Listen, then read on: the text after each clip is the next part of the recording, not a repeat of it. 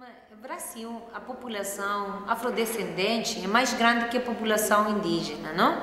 Mas o Convênio 169 da OIT se aplica aos povos indígenas, mas também ao que chama povos tribais, que o Comitê de Expertos da OIT e os órgãos de controle da OIT han considerado aplicáveis também aos povos afrodescendentes, não? Então, em Brasil, este convênio é aplicável aos povos indígenas e também àqueles que descendem do África, que foram traídos como escravos aqui em Brasil, mas também em Equador, em Colômbia, etc. Em Colômbia, por exemplo, e em Equador, a própria Constituição diz que se aplica os direitos indígenas também aos afrodescendentes. Igualmente, a atual Constituição de Bolívia também diz isso, não? Então, eu acho que isso é muito importante, porque aqui a população afrodescendente é muito grande. Tem quilombolas, não? Tem formas organizativas indígenas, mas também afrodescendentes. Então, este convênio se aplica também a eles. Isso significa que, por exemplo, tem direitos à consulta, à participação na toma de decisão do Estado. Por exemplo, quando o Estado quer fazer uma represa, uma atividade mineira, petroleira, no território de povos indígenas, ou quilombolas, ou população afrodescendente, o Estado está obrigado a consultar. Não pode fazer uma obra que vai afetar o modo de vida, a sobrevivência destes povos sem seu consentimento. E a Corte Interamericana também tem uma sentença muito importante no caso do povo Saramacca, que é um povo afrodescendente em Suriname, e esse povo foi afetado por atividades de mineria, extração de madeira, grandes megaprojetos. Então, que disse a Corte Interamericana nesta sentença do povo Saramacca versus Suriname? A Corte Interamericana disse que quando vai haver um projeto, um megaprojeto, que pode afetar o modo de vida, de subsistência, não? De um povo indígena, o Estado não somente está obrigado a consultar, mas ao ter o consentimento desse povo. Porque nenhum povo pode aceitar, poner em risco a sua própria vida, não? E o Estado não tem direito ao genocídio.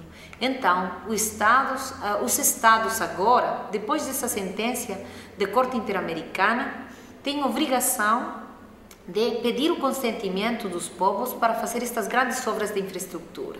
Já não estamos na época que os Estados creiam que tinham atribuição para genocídio, etnocídio, ou decidir como pais, não, o que era bom para os indígenas. Os indígenas agora têm o direito reconhecido internacionalmente de definir sua própria forma de vida. Então, tem mudanças a nível constitucional, a nível dos instrumentos internacionais, mas também a nível da Corte Interamericana. E recentemente, a Corte Constitucional de Colômbia deu uma sentença no caso de um megaprojeto, de uma represa, e a Corte Constitucional de Colômbia ha dito nessa sentença que não basta consulta, mas é preciso o consentimento dos povos que vão ser afetados por a represa para que o Estado possa tomar essa decisão. Isto obriga os Estados a um novo modelo de relação entre Estados e povos indígenas, mais democrático, mais pluralista. E com relação à sua pergunta sobre o direito indígena, o reconhecimento de funções jurisdicionais para os povos indígenas aqui em Brasil, a Constituição não disse nada disso. Então, alguns pensam que os povos indígenas não têm direito a seu sistema de justiça. Mas é aplicável o Convênio 169, que ao ser um tratado de direitos humanos, prima sobre as constituições. É parte do bloco de constitucionalidade, não?